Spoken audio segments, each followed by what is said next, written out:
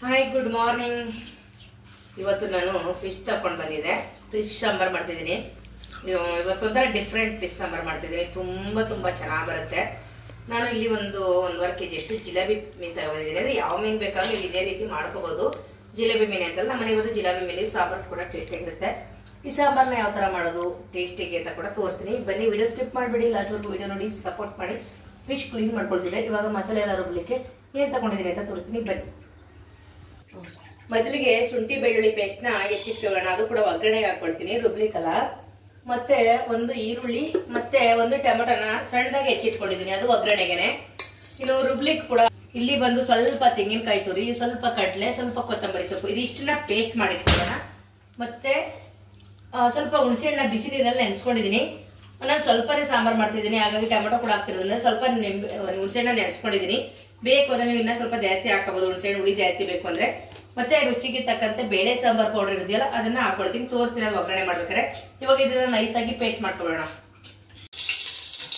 ಇವಾಗ ಒಂದು ಪಾತ್ರೆ ಇಟ್ಕೊಂಡಿದ್ದೀನಿ. ಪಾತ್ರೆ ಕಾಗಕ್ಕೆ ಒಂದು 2-3 ಸ್ಪೂನ್ ಅಷ್ಟು ಎಣ್ಣೆನ ಹಾಕೊಳ್ಳೋಣ. ಮೊದಲಿಗೆ ಆದ ನಂತರ ಈರುಳ್ಳಿನ ಹಾಕೊಳ್ತಾ ಇದ್ದೀನಿ. ಈರುಳ್ಳಿ ಸ್ವಲ್ಪ ಫ್ರೈ ಮಾಡ್ಕೊಬೇಡ, ಚೆನ್ನಾಗಿ ಸ್ವಲ್ಪ ಫ್ರೈ ಆಗಲಿ.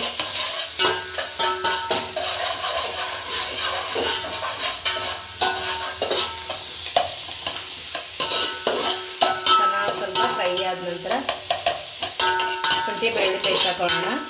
ಇನ್ನು ಸ್ವಲ್ಪ ಫ್ರೈ ಆಗಬೇಕು, ಹಸಿ ವಾಸನೆ ಹೋಗಬೇಕು. ಹಾಗಾಗಿ ಸ್ವಲ್ಪ ಶುಂಠಿ ಪೇಸ್ಟು, ಸ್ವಲ್ಪ ಬೆಳ್ಳುಳ್ಳಿ ಪೇಸ್ಟು ಎರಡನ್ನೂ ಕೂಡ ಸ್ವಲ್ಪನೇ ಹಾಕೋಣ, ಜಾಸ್ತಿ ಬೇಡ.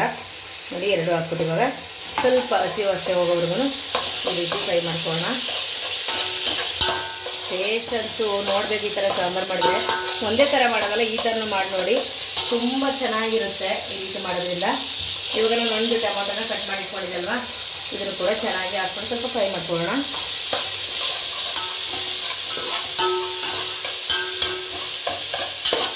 ಮೊದಲೊಂದ್ಸರಿ ಮಾಡಿದೆ, ಅದು ವಿಡಿಯೋ ಸರಿ ಮಾಡೋಕ್ಕಾಗಿರಲಿಲ್ಲ. ತುಂಬ ಅಪ್ಪ ಹೇಳ್ತಿದ್ರು ತುಂಬ ಚೆನ್ನಾಗಿತ್ತವ ಅವತ್ತು ಮೀನು ಸಾಂಬಾರು ಅಂತ.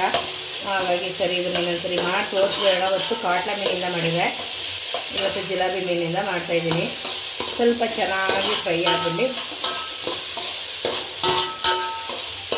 ಈ ರೀತಿ.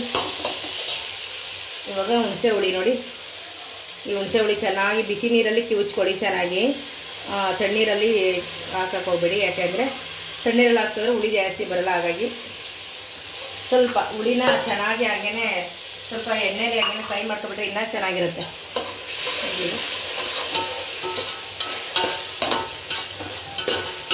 ನಾನು ಈ ಥರ ಮಾಡ್ತಾ ಇರಲಿಲ್ಲ, ನಾನೊಂದು ವಿಡಿಯೋ ನೋಡಿದೆ. ಈ ಥರ ಅಂದರೆ ಸ್ವಲ್ಪ ಚೇಂಜಸ್ ಮಾಡಿಕೊಂಡೆ ನಾನು. ತುಂಬ ಚೆನ್ನಾಗಿ ಬಂತು ಈ ರೀತಿ ಮಾಡ್ಕೊಂಡ್ಮೇಲೆ.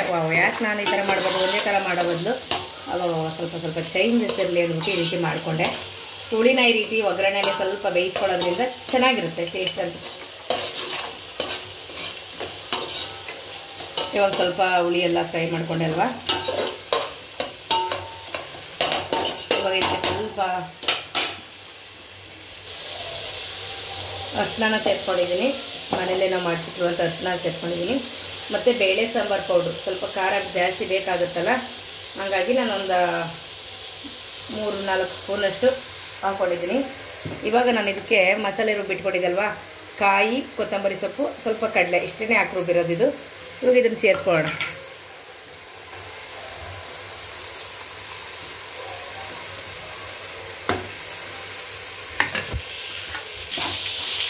ಇವಾಗ ಚೆನ್ನಾಗಿ ಸ್ವಲ್ಪ ಹಾಗೇ ಮಿಕ್ಸ್ ಮಾಡ್ಕೊಬಿಡೋಣ ಈ ರೀತಿ. ಇದು ನಾನು ಕಾಯೆಲ್ಲ ಹಾಕ್ಕೊಂಡಿದ್ದೆಲ್ಲ, ಅದ್ರದ್ದು ಮಸಾಲೆ ಸ್ವಲ್ಪ ನೀರು ಹಾಕೊಂಡಿದೆ, ಹಾಗೆಯೇ ಸ್ವಲ್ಪ ಮಿಕ್ಸ್ ಮಾಡೋಣ ಈ ರೀತಿ.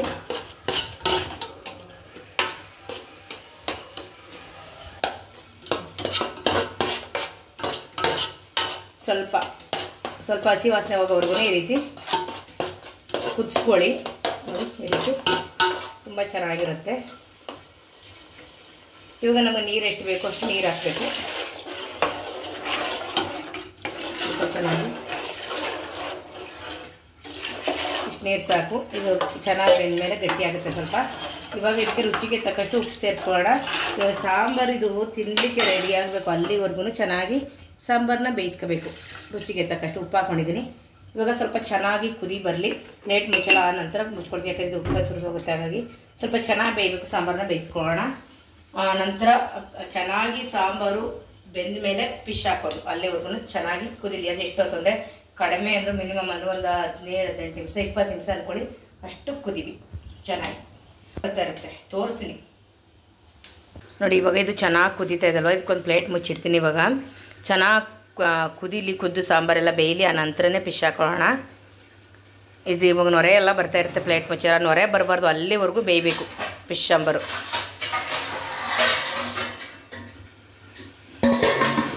ಒಂದು ಪ್ಲೇಟ್ ಮುಚ್ಚಿಡ್ತೀನಿ, ಬೇಯಲಿ. ಇದು ನಮ್ಮ ಕುಷ್ಕೋಸ್ಕರ ಕಲಸಿಟ್ಕೊಂಡಿರೋಂಥದ್ದು ಕಬಾಬ್ಗೆ. ಸಾಂಬಾರು ಬೇಯ್ತಾ ಇದೆ. ಈ ರೀತಿ ನೊರೆ ಎಲ್ಲ ಬರಬಾರ್ದು. ಇದು ನೊರೆ ಎಲ್ಲ ಹೋಗ್ಬೇಕಿನ್ನು. ಸ್ವಲ್ಪ ಸಾಂಬಾರು ಪರ್ಫೆಕ್ಟಾಗಿ ರೆಡಿ ಇದೆ ಅನ್ನೋದಕ್ಕೆ ಇನ್ನೂ ಸ್ವಲ್ಪ ಬೇಯಬೇಕು. ಇವಾಗ ಉಪ್ಪು ಹುಳಿ ಖಾರ ಎಲ್ಲ ಸರಿ ಇದೆಯಾ ಅಂತ ಒಂದು ಸರಿ ಚೆಕ್ ಮಾಡ್ಕೊಳ್ಳಿ. ಯಾಕೆ ಅಂತಂದರೆ ಉಪ್ಪು ಹುಳಿ ಖಾರ ಏನೇ ಆದರೂ ಕಡಿಮೆ ಇದ್ದರೂ ಕೂಡ ಇವಾಗ ಸೇರಿಸ್ಕೋಬೋದಲ್ವ. ಹಾಗಾಗಿ ಈ ಸ್ವಲ್ಪ ಟೇಸ್ಟ್ ಮಾಡಿ ನೋಡಿಬಿಟ್ಟು ಮತ್ತೆ ಪ್ಲೇಟ್ ಮುಚ್ಚಿರಿ. ಸ್ವಲ್ಪ ಹೊತ್ತು ಬೇಯಬೇಕು. ಇವಾಗ ಸಾಂಬಾರೆಲ್ಲ ಚೆನ್ನಾಗಿ ಬೆಂದಿದೆ. ಇವಾಗ ಫಿಶ್ ಕೂಡ ಸೇರಿಸ್ಕೊಬಿಡೋಣ.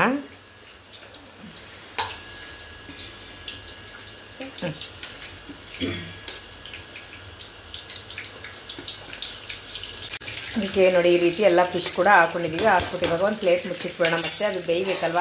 ಮತ್ತೆ ಇವಾಗ 5 ನಿಮಿಷ ಚೆನ್ನಾಗಿ ಬೇಯಿಸ್ಕೋಬೇಕು. ಯಾಕೆಂದ್ರೆ ಒಬ್ಬರು ಏನು ಮಾಡ್ತಾರೆ ಗೊತ್ತಾ, ಹಾಕ್ಬಿಟ್ಟು ಫಿಶ್ನ ಸುಮ್ಮನೆ ಒಂದು ಕುದಿ ಬರೋಕ್ಕೆ ಮುಂಚೆ ಆಫ್ ಮಾಡಿಕೊಡ್ತಾರೆ. ಫಿಶ್ ಬೆಂದೋಗ್ಬಿಡುತ್ತೆ ಅಂತ. ನಿಜವಲ್ಲ ರೀತಿ ಮಾಡಬೇಡಿ. ಮತ್ತೆ ಅದು ಕುದಿ ಬಂದಮೇಲೆ ಒಂದು 3-4 ನಿಮಿಷನಾದರೂ ಚೆನ್ನಾಗಿ ಬೇಯಿಸಿ ಒಂದು 5 ನಿಮಿಷ ಬೇಯಿಸ್ಕೊಳ್ಳೋಣ. 5 ನಿಮಿಷ ಬೇಯಿಸ್ಕೊಳ್ತೀನಿ. ಎಲ್ಲಿಗೂ ಬೆಂದೋಗೋದಿಲ್ಲ. ಅವು ಉಪ್ಪು ಹುಳಿ ಖಾರ ಎಲ್ಲ ಫಿಶ್ ಕೂಡ ಹಿಡಿಯುತ್ತೆ, ಚೆನ್ನಾಗಿರುತ್ತೆ. ಹಾಗಾಗಿ ಮುಚ್ಚಿದನ್ನೆಲ್ಲ ಕುದಿ ಬರ್ತಾಯಿದೆ. ಪ್ಲೇಟ್ ಮುಚ್ಚಿಬಿಟ್ರೆ ನೀಟಾಗಿ ಬೇಯುತ್ತೆ. ಮತ್ತು ಇಲ್ಲಿ ಕೂಡ ಕಬಾಬ್ ಮಾಡ್ತಾಯಿದ್ದೀವಿ. ಇದು ಬುಜ್ಜಿ ಬೇಬಿ ಫಿಶ್ ಸಾಂಬಾರ್ದೆಲ್ಲ ತಿನ್ನೋದಲ್ವ, ಹಾಗಾಗಿ ನಾವು ಇಲ್ಲಿ ಕಬಾಬ್ ಮಾಡ್ಕೊಳ್ತಾ ಇದ್ದೀವಿ. ಇವಾಗ ಸಾಂಬಾರು ರೆಡಿ ಆಗಿದೆ, ಬನ್ನಿ ತೋರಿಸ್ತೀನಿ. ವಾವ್ ನೋಡಿ. ಇವಾಗ ಗ್ಯಾಸ್ ಸ್ಟವ್ ಆಫ್ ಮಾಡ್ಕೊಳ್ತೀನಿ. ತುಂಬಾ ಚೆನ್ನಾಗಿ ಕಲರ್ಫುಲ್ಲಾಗಿ ಬಂದಿದೆ. ಫಿಶ್ ಕೂಡ ಚೆನ್ನಾಗಿ ಇವಾಗ ಬೆಂದಿದೆ. ಟೇಸ್ಟ್ ಕೂಡ ಸೂಪರ್. ರೈಸ್ ಜೊತೆ ಸರ್ವ್ ಮಾಡ್ಕೊಳ್ಳೋಣ ಬನ್ನಿ. ಗ್ಯಾಸ್ ಸ್ಟವ್ ಆಫ್ ಮಾಡಿದ್ದೀನಿ. ಫಿಶ್ ಸಾಂಬಾರು ಸೂಪರಾಗಿ ರೆಡಿಯಾಗಿದೆ. ರೈಸ್ ಜೊತೆ ಫಿಶ್ ಸಾಂಬಾರನ್ನ ಹಾಕ್ಕೊಂಡಿದ್ದೀನಿ. ನೀವು ಯಾವುದೇ ಫಿಶ್ ಬೇಕಾದರೂ ಮಾಡ್ಬೋದು. ಈ ರೀತಿ ಮಾಡ್ಕೊಳ್ಳಿ, ತುಂಬಾ ಟೇಸ್ಟಿಯಾಗಿ ಬಂದಿದೆ. ಇವಾಗ ಫಿಶ್ ಸಾಂಬಾರು ಸವಿಯಲು ಸಿದ್ಧ. ತುಂಬ ಚೆನ್ನಾಗಿದೆ. ನಿಮ್ಮ ಮನೆಗಳಲ್ಲೂ ಕೂಡ ಇದೇ ರೀತಿ ಮಾಡಿ ಒಂದ್ಸರಿ ನಾನು ಕಾಮೆಂಟ್ ಮಾಡಿ ತಿಳಿಸಿ. ಇಲ್ಲ ಹೀಗೆ ಮಾಡ್ತೀರಾ ಅಂತ ಹೇಳಿ, ಇಲ್ಲ ಯಾವ ಥರ ಮಾಡ್ತೀರಾ ಅಂತ ಕೂಡ ನೀವು ನನಗೆ ಹೇಳ್ಬೋದು. ಓಕೆ, ಬಾಯ್.